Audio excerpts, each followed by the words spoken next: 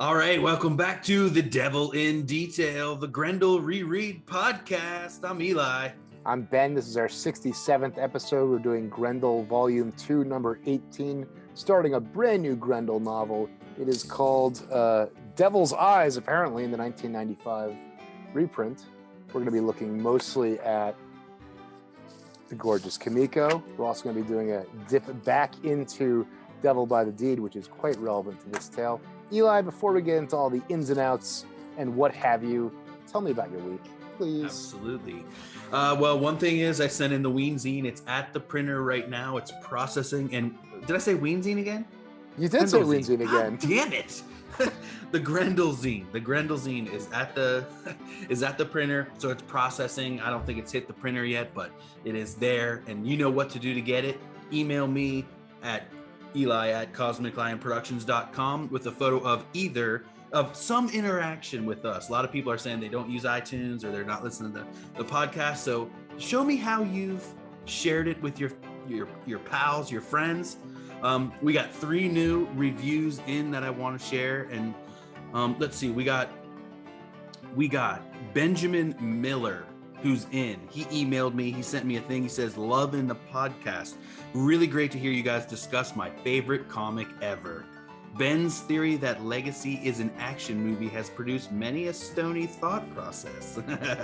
Hell yeah. Yeah, he'd love to get a Grendel Zine, and he is on the list. You made the list. 5 stars. 5 stars. And let's see. Oh, I took photos. There we go. Okay. All right. So these people need to get at me. So Pumpkin Time left us a great review. Grenolin Time, man, oh man, from the banger opening song, shout out Manus, to the in-depth creative team interviews. There's so much to love about this podcast. I only recently just discovered Grendel and was super lost on how to read it, but this podcast really gives you all the Grendel insight you ever need. Do yourself a favor and listen, and don't forget, Vivat Grendel. That's a good one. Pumpkin Time, hit me up, eli@cosmiclionproductions.com with your address, and I'll get you a zine. Shouts to Giuseppe from Texas, one of the great podcasts about comics. I started listening only a couple episodes ago as of this writing, and I hate Ben and Eli for getting me to this comic after only the speculator market has cleared out my local shops. Amazing work. So glad to know these guys. Shout out Giuseppe. That's very nice. Yeah, and then this one, quick and to the point. Mr. Sark, hit me up with your address. Inject this into my veins. That's his review. Devil by the Stream. Inject this into my veins. Will do, buddy. For these 4 people, we must be doing something right. So I know. Great. Hell yeah, man. I mean, there is a lot of renewed interest in Grendel. We're psyched for the show. And if people are coming to us to kind of, get the fix, get out there, get the books, get the omnibus, read along, and join us on this road. So yeah, that does it for me. I'm just continuing to get creative. Next Panel Press is going to have a drop this week. I do that with Rick Lopez, Craig CK, and a ton of other dudes. Jason Lapidus, Jessica Morg, and we're bringing on some new people every week. Yeah, so tons of people. So cheers. Coffee. Ben, what you been up to, man? Good. Staying busy. Staying busy. I have 1 more page to ink of Oh Fuck Why number 2. I'm going to be doing that once we get off this podcast. You can check out the previous work on my Instagram feed. It's at Ben Granoff. I'm all about shamelessly plugging right now. And so if you'd like to see my comics, you'd like to see what this loudmouth actually produces, you can go to picturesforstories.com. And if you'd like to purchase some work, it comes with original art sketched on the back or somewhere. You can do that at bengranoff.gumroad.com. I almost said .gov, which is one of my bits, but it's not .gov, it's .com, because I'm all about the money. Oh. Yeah, everything's good. I love this issue. Let's not take up any more time. Let's Grendel, baby. Let's do it. Two in the box, ready to go. Any fast, any slow. Yeah. Vivat Grendel. It's like the devil is my best friend. Hunter rose with the pen to the fork end, or till time end, like Orion. Jupiter, my kin, bloodline private. We control the whole shit. The wolf won't beef, then we feast off the rip. Behold the devil in detail. Behold the devil in detail. Thank you, Manus and Laserdisc, for the great intro. It gets better every time. Every single time. We're back, and this issue, it's pretty amazing because something we're always talking about is how, you know, with Black, White, and Red, Red, White, and Black, they were able to adapt things from Devil by the Deed. One page, one sentence, sometimes one panel was developed into an entire short story, into an entire page. And on this, we have about 2 pages, a single spread that was turned into this whole 2-issue amazing thing. So I figured I'd just read these two, this introduction to Tommy Nuncio here from Devil by the Deed. All right. Shortly after this, the police were approached by Tommy Nuncio, a valued member and reliable underworld informer. Usually cool and unobtrusive, Nuncio is described in police reports on the meeting as noticeably agitated and paranoid. We'll find out why, won't we? Tommy, it seems, had hot spice on Grendel. Ooh, that's our episode name, Hot Spice. As stated, Nuncio was known for his reliability. This, along with his visible character change, quickly convinced both the police and Argent, who was present at the questioning, of the validity of his rather curious and seemingly fantastic story. I've never seen this Argent silhouette in the background of this panel before. That's so great. Oh my God, yeah, right in the corner. He's just sneaking right in there. Yeah, he is. Oh, that's great. Yeah, this is, I mean, just going back through this book, like, it's absolutely the most beautiful comic ever made. Very rich. Oh my God. Very, very rich. All right. I didn't mean to interrupt you. Oh no, I was only going to do those two. Oh, okay. That's great. It's just an intro, and then basically the rest Nuncio. is right. like. Yeah, so Nuncio in I believe in Spanish means messenger. Oh, interesting. Which is a very Matt type move of finding a way that all that the name relates to their role. Now, as a criminal, as a CI, do you get paid? I mean, is that the deal? Like, yes, maybe you just like stay out of jail. Like it keeps you. Oh, okay. Yeah. They must. Yeah. Oh, maybe it stays out of jail. Okay. Anyway, he's a very interesting question. Let's talk about the structure of this. Amazing. Of this issue. These are the Kurtzman issues, right? Right. That's what Matt referred to them while chatting with us, and it's very clear as if. Like what are the Kurtzman books that he actually does this? You know, like I'm more. I think the Jungle Book. Oh, really? I just actually purchased that in the Kayfabe Ringside Swap, so I'm psyched to read it. I'll be honest with you. I have the big Kurtzman biography. I have Mad Archives 1. I have like a gallery retrospective thing. But I don't have enough of his EC work, and I don't have any of the Playboy stuff. Right. So I like to say I like Kurtzman a lot. He's on my Mount Rushmore of comics. But like, I don't like. I think if someone pressed me on it, they might. If an expert pressed me, they might call my bullshit. Right. But I know more about Kurtzman than someone who doesn't. Right. Yeah, a lot of those early EC artists are so amazing and so pivotal along the journey. You know, another crazy thing that I have of Kurtzman is this book. It's got like Silver Surfer type on the front, but it's kind of like a mad look at these things, you know, and Sergio Aragonés is in it. And there's all these people that he works with to do these kind of like spoofs and funny things. One of my favorite Kurtzman pieces is actually a posthumous one. It's his Marley's Ghost Christmas Carol adaptation that was finished a few years ago by Too Much Coffee man Shannon Wheeler, fellow Portland native, and my neighbor Gideon Kendall of Flying Albatross and Mad Magazine and heavy metal fame. Sweet. One of my so he is like a Kurtzman-esque devotee to the max. If you have a Comixology account, I highly recommend Marley's Ghost, coming soon into print, I think, for this holiday season. Nice. I'm gonna definitely get that. Really, really good. And then Matt did that work with Kurtzman as well, in the Ray Bradbury comic, which is super cool. Yeah, so the Kurtzman cartoon style brings like this old New York, really fast and furious, unapologetic verve, just get her done style. Matt told us he did these in a week a piece, these issues, which is fucking crazy. Insane. I love it. I love it. Yeah. It's also structured the same way, with 2 pages of duo shade Wiggins on the beach telling the tale.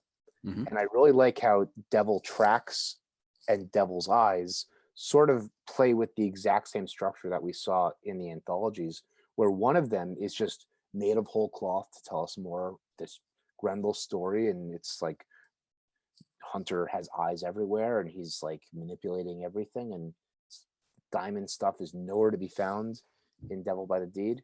And then this one is plugged directly into Devil by the Deed, so it's very much like these 2 stories kind of like set the meter for the anthology shorts that would come later on. So cool. Definitely.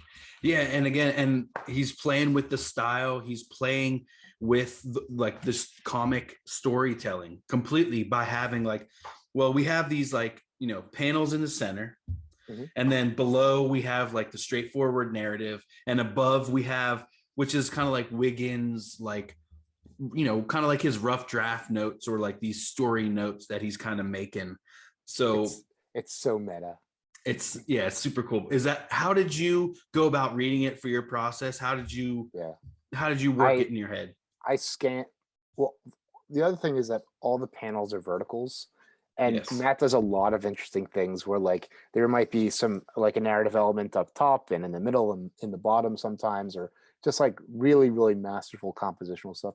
So I would sort of scan those and get a quick sense of what's going on, and then I would read what I believe is probably Matt's handwriting up top, because it's like anti-comics lettering. It's Right. it's the exact opposite of what Bob P is doing at the bottom. And then I would scan again, and then I would read Bob's lettering, which is like first person Nuncio narration, with that together. Right. It's not super dense, but it is, if you don't have the patience for this, you're not going to sit through it. Right. It challenges your comic book reading. Like, how do I do this? How do I want to do this? Can I start one way and change like midway through the comic? Do I have to read everything up there, or can I just read the bottom, once you get the sense? But I kind of changed throughout myself. I would some of the time I would read like the top and then the bottom for each panel, and then sometimes I would just read across to kind of, like you said, just get a feel for it, and then kind of like flesh it out below. But I just really liked how it kind of gave you the 2 sides of the story, and also kind of helped me like think about my rough drafts for writing a comic, or how you could write a whole comic this way on top and then flesh it out below, on your second pass, or like as the inking phase. The text up top, it's like there's a few different like layers of it for me, because on the one hand it's Wiggins's notes for how he's going to write the story, and I was like, he's obviously making this up based on an anecdote that Argent told him. Like Argent, he read Christine's book, Argent gave him his own inside scoop, and then he's like, let me just get it all out first, and then like I can elaborate when I do my own book.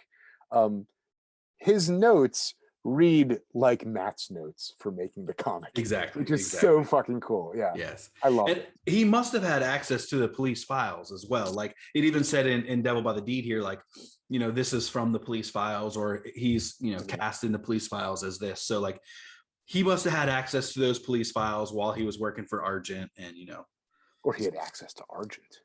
Exactly. Like Argent had the full. They're sitting in that library, so it's right. like It's Argent's all just got files. his own logs. Yeah, that's true. Yeah, he probably kept a journal, captain's log. Now the again, like the coloring between Kamiko and Dark Horse is way different. Right.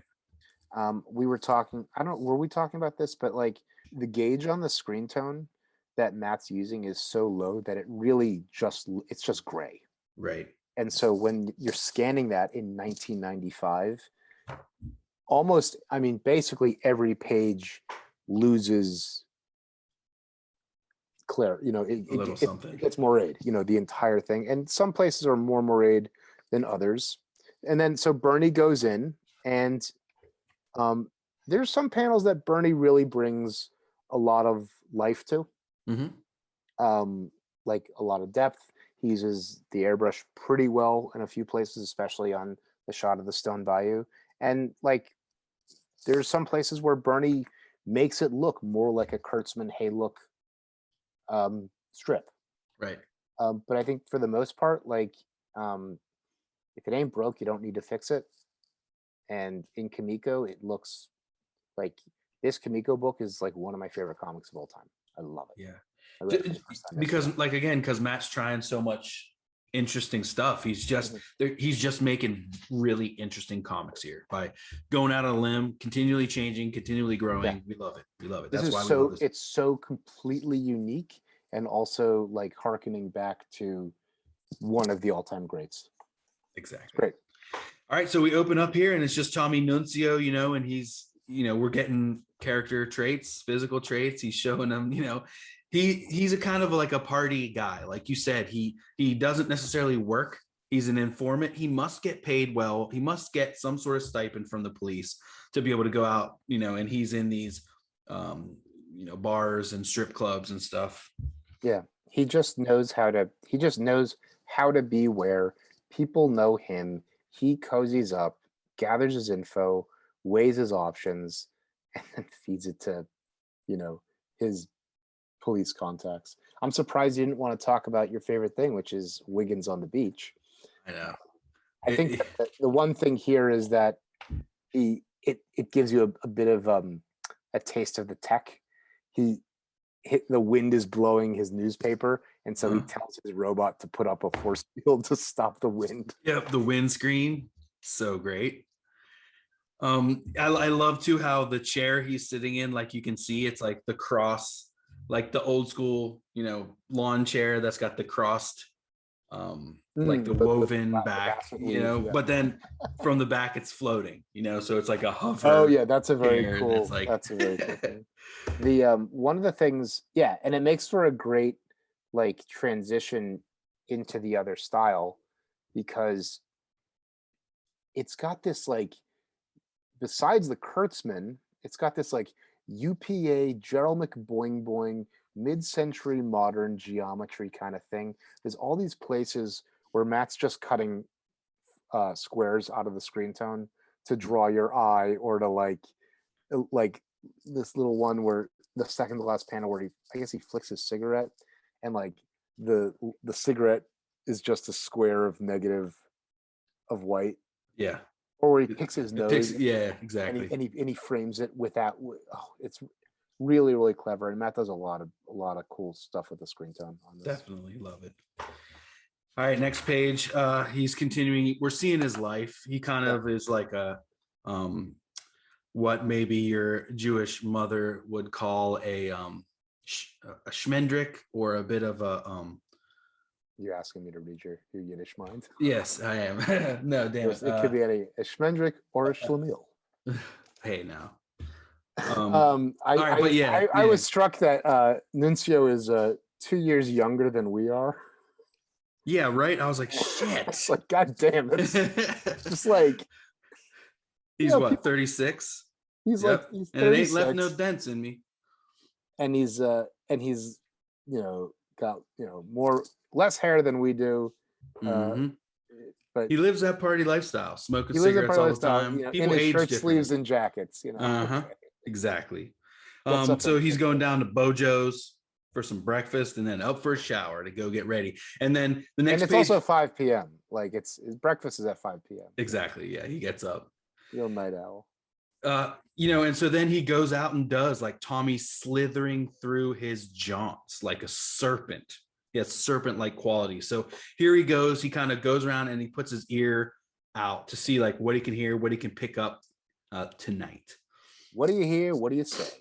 Exactly. And here's where we get some more of those cool things. We get some triangles on his eyes as he's kind of like looking and listening to at the strip club. You know, he goes to different scenes. He's relaying info. He calls in, like when he gets stuff, he calls right in, but then, you know, he's not out there not drinking. You know, you gotta do all the stuff to blend in order to get it. So he's, you know, he's getting a little hiccup.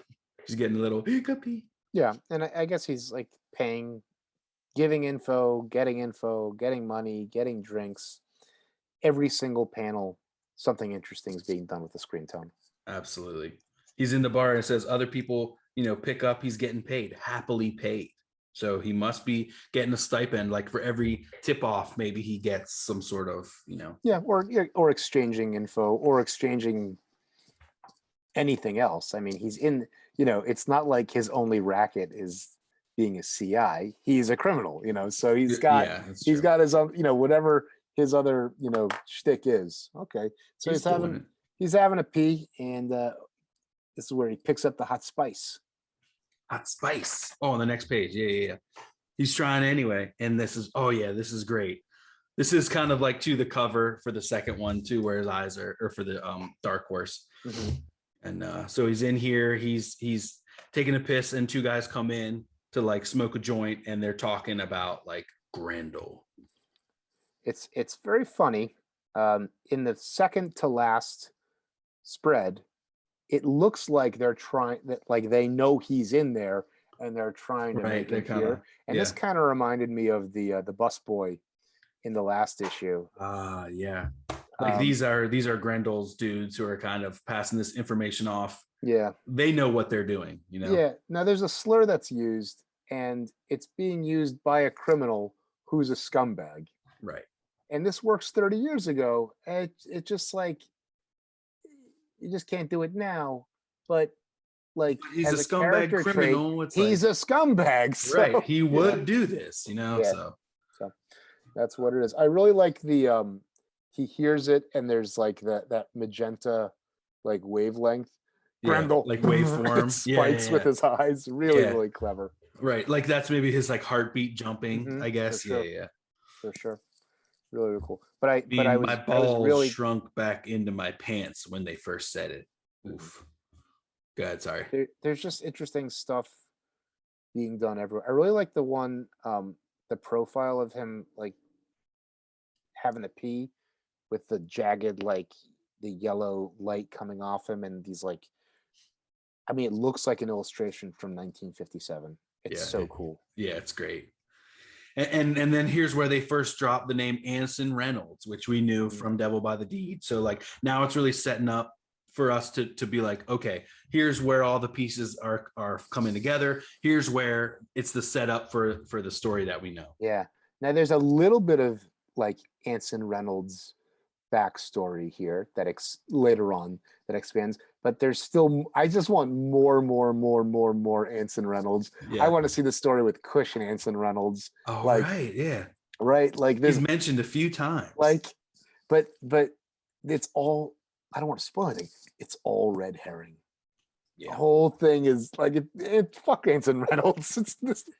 He's just another cog in this. He's another cog in the vagary boardroom, and it's all about something else. It's so great. All right, man. Next page. He's in there. Nuncio's in the bar. What to do? He's just smoking butts. He's listening. Now that he has this information, though, he's like sidetracked. Fuck. Yeah, this is super similar. I mean, this is incredibly similar to the scene from Devil Tracks, where the driver is like, well, I'm usually really busy around the holidays, but the rhythm's off right now. Nuncio's cozying up with two bodyguards that he knows. And I think that he picks up that their schedules are actually aligning with the info that he just heard in the bathroom. Right. So now he's like, now a web of misinformation, of information, of the web is being drawn. The arrow is being pulled back here for this adventure. Next page. I just want to talk about the text, the Wiggins notes. up top. They're so terse. They're so broad in general. And like talk, more cigarettes. It's just like it's like really it's describing what's getting drawn. We're gonna find this a similar device in the incubation years where instead of a lot of dialogue, it's like, nag, a lot of pictoglyphs, not like full balloons, just like here's one word and you can sort of use your imagination to fill in whatever else you want. Yeah. I've been seeing in the YouTube culture war, like assholes who clearly don't really care about comics as much as they do grinding whatever political acts. They're sort of like picking out these like examples out of Marvel where devices like this are being used, and they're just saying this is really lazy. Don't they care about their jobs? It's like, well, I'm not here I'm not here to defend the practices of like Marvel's creative and editorial teams. But like it's a completely valid storytelling device. Right. And like these putzes like don't read this book because you won't like it, Yeah, come on. It's like people are trying to get out of the norm and do something creative and challenge the reader, which I think is what makes comics great. So those guys can suck this is a bocce ball. This is bocce balls. These guys could tilt them. This is really great. Yeah. All right, and on the next page, these guys are kind of getting tired. He's like waiting them out. He's like waiting for more information, and then he was like doing shots. They're all doing shots, and then some of them they like pass out on the bar. And he's like, "All right." As the dancing continues, meetings with Grendel, busy every Friday. Not tomorrow night. Grendel busy. More cigarettes. Then an idea hit me, and that idea rolled with a whole lot of other ideas too. So now Tommy Nuncio's got his stuff going. Next page, he continues to smoke. He continues to have these like ideas as his eyes like red. Yeah. What to do? Matt's got the photocopier here, just like get her done. But the smoke is different in every panel, so it works very, very well. That must have been maybe laid over with like white, kind of like dry brushing. That's not. Yeah, there is some dry spots in it, but it's a correction fluid, and that's like the way to do it. If you're going to repeat something has to vary, and that's what makes it work. Oh, it's so great. So now he's like, I have a tip on the devil himself. Now I ain't what you'd call spineless. There's just a lot of considering needs to be done in these situations. A lot of consequences to consider. So like, he's thinking about this. He's like, okay, so like this could be like the juice of all juice, the spice of all spice, the spice. This is, don't tempt me. This is like, this is exactly like when Polk and Pinchon were like, do we want to even touch this? So it's like whether we're talking about cops who are on the up and up or scumbag criminals, it's like this wonderful motif. Doesn't matter who you are on the scale of good and evil. Like, that if you step into this pile of shit, like you have to be very, very careful what you do. Right. Because you're going to die. Like you will end up dead. Change. Right. Yes. They all think like, well, if I'm careful, maybe I can turn this to my advantage. Oh, we'll see how that works out. Yeah. All right. So next page, he puts that cigarette out and he's ready to like get out of there. He leaves. He'll tell. It almost looks like it says IMAX Club or something. Like that. But I think it's Climax Club. Yeah. This was a really wonderful like old New York set of panels. Yeah. And actually this is one where Bernie, I think, brought a lot more to it, just because it's less minimal and like the neon lights are able to actually do some stuff. Very, very minor changes, but Bernie kind of brings a little bit more to it. Nice. I chatted with Bernie a little bit this week. In the coming weeks, we'll get a little bit more information from him about all this stuff, and then we'll share it with everyone. This big one of the police station superimposing is a great panel. Like so good, super fun, fisheye, distorted cartooning. It's definitely got that like mid-century Gerald McBoing boing kind of thing going on. The white frame is what seals the deal for me. So good. Yeah, and he's kind of just lamenting his situation a little bit. He's like, he's saying now he's getting ready to like talk. So he's going into police headquarters. It must be 4 a.m. or something, and he's ready to like get his self together. I had all my talking ready, you see. I know I'm not the type that looks like he's been knowing all this. These are the Joe Matt splaining hands with the Babe in the Woods routine. Yeah. I got the hot spice. I got the spice. All right, so now here's where that one panel from Devil by the Deed again. So he comes in, they lead him into an interrogation room, and they sit him down, and it's just dark and beautiful work here too. The yellow lights. He's like, gnarly, no, glaring silence. But then from out of the blue, we hear, I'm sure his smell preceded him here. He talks about this scraping of bone and tooth and claw, and I feel like that's been used previously to describe the wolf and his presence and how his long unkempt toenails scraping across the browned cigarette stained tile of the New York City police interrogation. And so Argent speaks, and then on the next page, Tommy can hardly see in the dark, and he's like, what someone enters, and a shift of light hits the wolf as he kind of like cowers from the light. How do you think these like detective sergeants or whatever, these plainclothes guys, they also have to work with Argent? Yeah. Like, you think it's like in Watchmen where like, the Superman exists and he's American, or are they just as freaked out to be like, they think he's disgusting too, but at least he's on our side. Yeah. I mean, I don't know. Does Argent do things to maintain relationships? Like, does he have coffee and cigarettes with the boys? He kills criminals.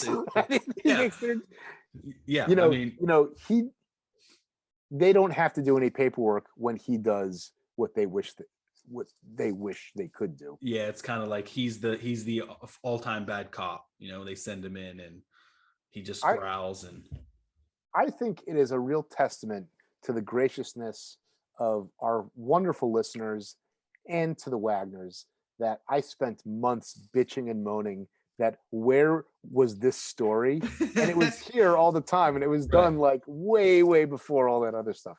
Right. So I want to thank you. But I think it's also great that like all this speculative what if story opportunity in Devil by the Deed that I salivate for, that I'm dying for, and it's finally here. That's what Netflix is going to be the whole time. I have 8 hours of that coming my way. I'm totally. Oh, it's going to be so great. All right, so Tommy's sweating here, and he's starting to fill him in. He's filling him in on all the like stuff that he heard and what he thinks is going on. There's all this stuff happening. They're trying to get all this info. I think what's also happening is that I turn to the next page. I don't know if that's okay. Is that allowed? Is that Tommy went in? He made this decision not lightly, expecting for a higher caliber of protection than he is accustomed to because of the level of the info. And so the rest of, on the first cover, he's in total paranoia. On the second one, he's like up against the wall. In Dark Horse, it's his mental breakdown. And so like he spends the rest of this issue just like trying to turn his apartment into a safe house. Right. Like looking around the corner at every moment. Yeah. Yeah. They kind of just throw him out. They kick him out. They don't give him shit. Well, this panel too, I guess it's the second panel or whatever, the third image, and of how huge the door is. It's like figurative of like how lost and menacing the city now seems, that he is like, he has now narked on Grendel. He has, Yeah. I didn't even notice that door. That's a great visual metaphor. Absolutely. So cool. And they kind of, Fresh Prince of Bel-Air jazz him out the door. They kind of kick him out. And then he lands at the bottom of the steps, and he's just like, what do I do now? Again, here's like these cutouts that are kind of like eyes in the street. Everyone's looking. He's alone. He's, the wish of, I wish Harvey Kurtzman had drawn this is irrelevant. Oh my God. If you told me he drew it, I would believe you. Yes, absolutely. Now, when was that? When did he pass? And when did Matt do that that Ray Bradbury story. Is it all I around the think same time, or was I think he? it's like mid Still 90s. after? I think Yeah, the so it was Bradbury after story is this. sometime between 94 and 97. So Kurtzman was still alive. I wonder if Matt had an interaction with him around this time period that like spurred his interest, or is it just that, you know, he's a fan? This is April '88. We know Matt's a fan and stuff. So I wonder. Look if at he the was just screen tone on the homage. stop sign. Look at this skull. Oh shit! Isn't that cool? Yeah. So Really, much. really The entire city is out to get him at this point. Mhm. Next page, switch to Stone Bayou. Note, get some photo reference for description. Love it. So now we kind of we switch a little bit here. We've got like a New York Times type article by Mark Sutton. He's talking about Anson Reynolds and the Stone Bayou, and I wonder if Sutton is one of the higher up editor is a character in Behold the Devil. I couldn't. I was like, hey, he might as well be, but yeah. Anyway, this drawing of the Stone Bayou is one of the places that Bernie really punches up with some gradients and stuff. It really comes to life. But inserting this Mark Sutton article to cross cut between Nuncio's like paranoia is a wonderful device. It really takes us back to the style of Devil by the Deed. Right. And it's like almost like this scrapbook nature of the things that are going on through this story.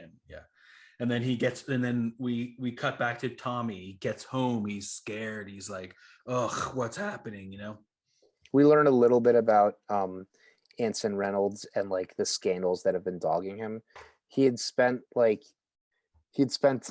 several months or whatever, like in Nepal, like philandering and orgies and just like total hedonism. And like it sounds like it kind of reminded me of like when Werner Herzog like went to like make Fitzcarraldo and just like ran roughshod over the native population, like hired them as laborers, and people died and he didn't give a shit, and not a great look. Show me the child. Give me the child. That's like huge on TikTok. Tanisha showed me that and she's like, what is this from? And I was like, give me the child or something like that. What is that from? It's from his speech in that episode of The Mandalorian. He was like, show me the child. Yeah, it's crazy. You think he knows the fuck Star Wars is? He's like, let's do it. I have seen. What's the one from Rick and Morty? I've seen these people. They love penises. They laugh at them when they're big. They laugh at them when they're small. Oh my god! This drawing of Reynolds like getting like a paranoid phone call is like so. That's like straight Harvey Kurtzman. The asterisks for eyes, like right? That's and then just the next panel too is like kind of like a completely different style. Like I get like a shit. What's his name, man? Oh, Kelly Jones, Jean Paul Leon. Yeah. One of these shadowy guys. One of these, one of these shadowy Swamp Thing types. Yeah, it definitely does like kind of tone down the Kurtzman for more like the Kurtzman paranoia madcap like stuff like takes a backseat to just like Argent, like hard boiled stuff. Exactly. All right, so we turn the page and then we get this like 2-page spread, of Argent and the cops and everything that's going on. The start of this event at the Stone Bayou.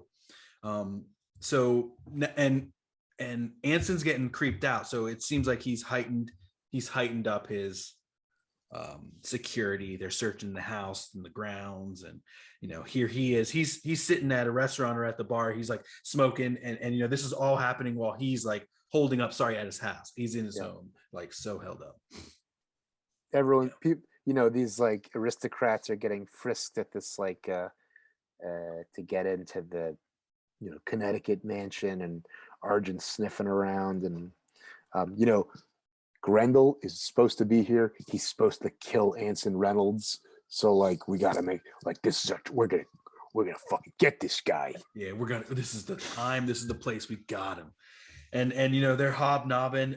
Some more great work with this with the overlay of whatever or however they put this layer in there of these like dollar signs, question mark, sleeping, cigarettes. There's like an arrow to this lady's eyes. Yeah. So what it is, it's opaque white over the screen tone, right? Because the blue that you're looking at is the same blue without the gray tinting it. Oh. It's the same color. It's I see. Yeah. Yeah, it's the same color. It just doesn't have the gray over it. Oh, okay. So it's getting crazy, and Anson's about to speak. He's about to get in front of all these people and be in his most I have 6 pictures coming up this year. You gotta be happy. Here he is, ladies and gentlemen, Anson Reynolds. Clap, clap, clap, clap, clap. We turn the page, and who do we see? None other than Hunter and Stacy applauding. These are strange drawings, but sadly, that's a hard angle to get. It's a hard angle. Bernie makes it even stranger because on Hunter, he puts highlights in the leftmost and rightmost section of the eyes, and so Hunter is completely wall-eyed in this drawing. Oh, weird. It's so strange. I don't even have it here to look at, but All right. So then the clapping continues. The evening progressed and the bayou filled with the chic from a wide variety of circles. Tension was high. The guests were all aware of the extended security routine. Look at the arrow of the clapping going up to the. Oh shit! Isn't that cool? Oh, that's awesome. That's so up to clever. The camera and stuff. Takes you right to the camera. Now what they say here is that it's a regular security camera that's been modified. It's not like he just invented something and staked it up there. Oh, right, because we had talked about this. Right? He screwed with an existing piece of hardware. Yeah, and put like a holographic emitter in there. And a pheromone emitter. Right, exactly. So it's so good. It's so crazy. And so I love that, in Devil by the Deed, it's like described and just like in passing. He did this. Yeah. And here we actually get a panel of the thing, happening and how. Spraying his shit. Yeah, it's really great. This is what Christine writes.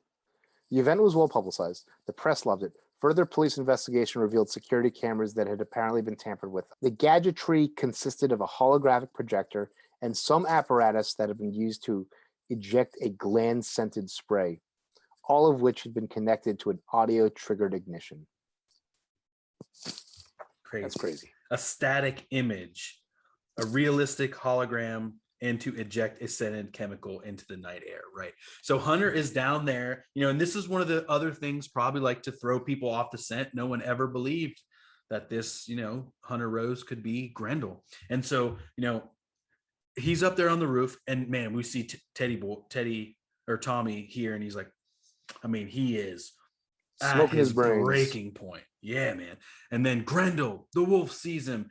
Tommy's like scared, so we're cutting back and forth in this super cinematic like heartbeat, like do, and then Argent leaps as Tommy is like, he's so scared. And then so here's where we get that insane. On the next page, he crashes through, and this is where everything changes for Argent and for Stacy and for Grendel and for all this stuff that was kind of like working at first for Argent and Grendel, breaks it wide open. And also for Tommy here. Tommy Nuncio is banking on them catching Grendel. Yeah. Right. That's what it is. And so he like stakes out the Times truck that's leaving the early editions on, and he's like the first one, and he doesn't remember paying the guy and looking for the arrest. And he's got that. That's an amazing panel where he's paying for it. He's reaching up. That's so Kurtzman-esque. Yeah. There's narrative information at the top and at the bottom, so that you really have to scan vertically to read the thing.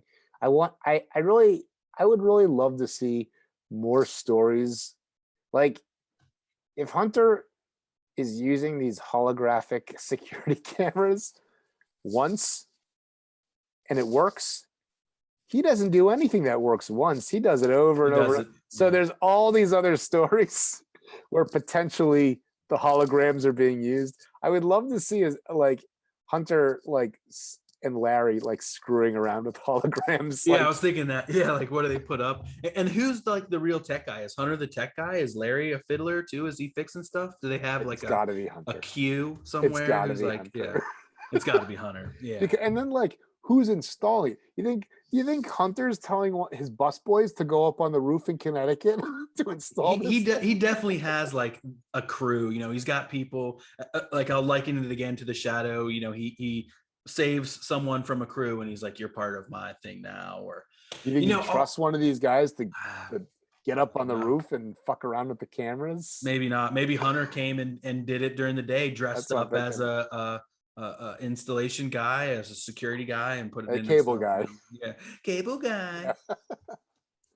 This is crazy. Yeah, this is great. And so, again, there was no other way to get that news, get that first run news. Right. So he walks. It's a world of holograms, but no internet. Mm-mm.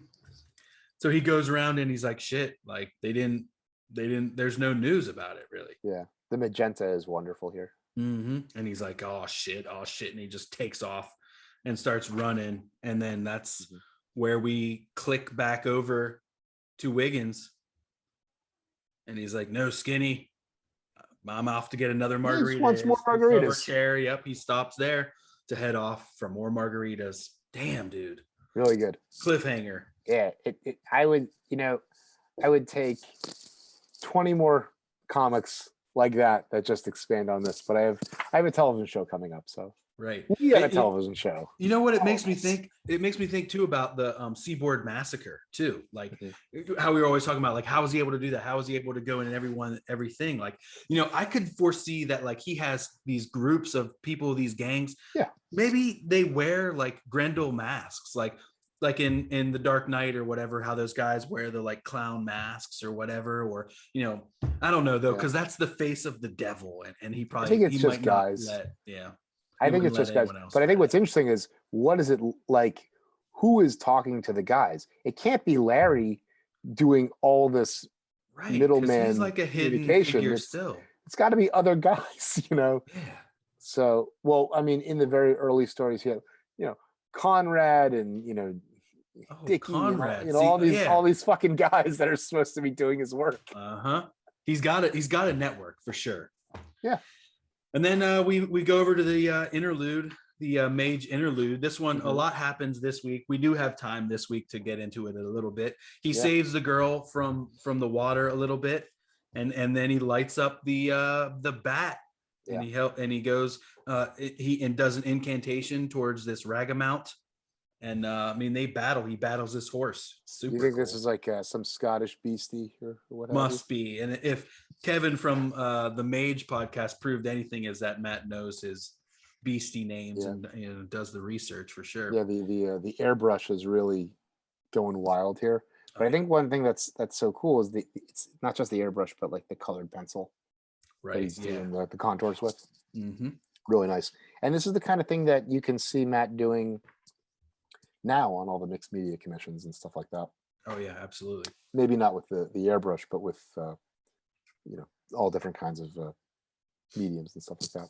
Yeah, in the next spread we just get wordless battle. It's so great. And then Mage Kevin gets kicked in the back, and that's it. Until next week. That's it.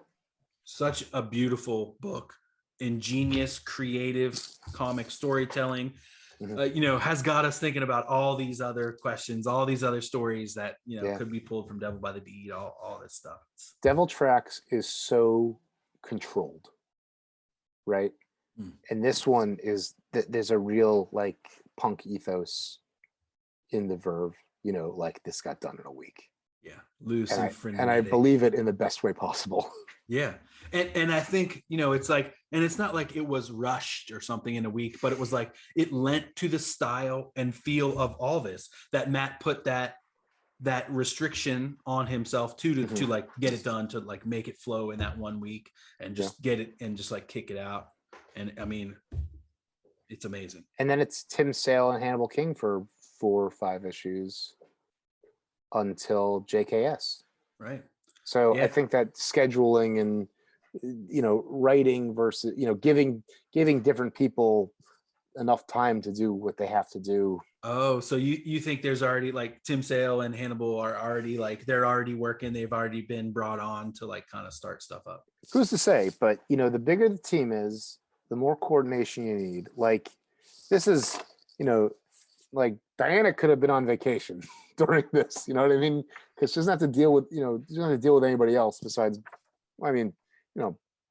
Tom and Bob, I guess. But like, yeah, but it's all. If Matt's drawing the book, like you don't have to worry as much as if someone new is coming onto the book and doing, like when Tim and Hannibal are working on the book and Matt's just writing it, Yeah, there's just like more weight on different moving pieces. for sure. Yeah. And it's just another great ish. Grenolin, another new way to look, another new wrinkle. Beautiful. Love it. And one thing I'm noticing is that with these ones with Tracks and Eyes is that the density, and also with Bernie, is that like the series is going to remain this dense for pretty much the rest of it. I mean, Right. Yeah. Incubation is different, like I said, because there's a lot of terse stuff, but like lots of texts, lots of and major density. time, like huge swaths of time that are covered, and as we really chug into the far future of stuff in the next 10 issues. Well, this was great. I won't keep you any further. We have things to do and comics to make, Eli. All right, until next week, Vivat Grendel, and keep on Grendel. Thanks for listening, guys.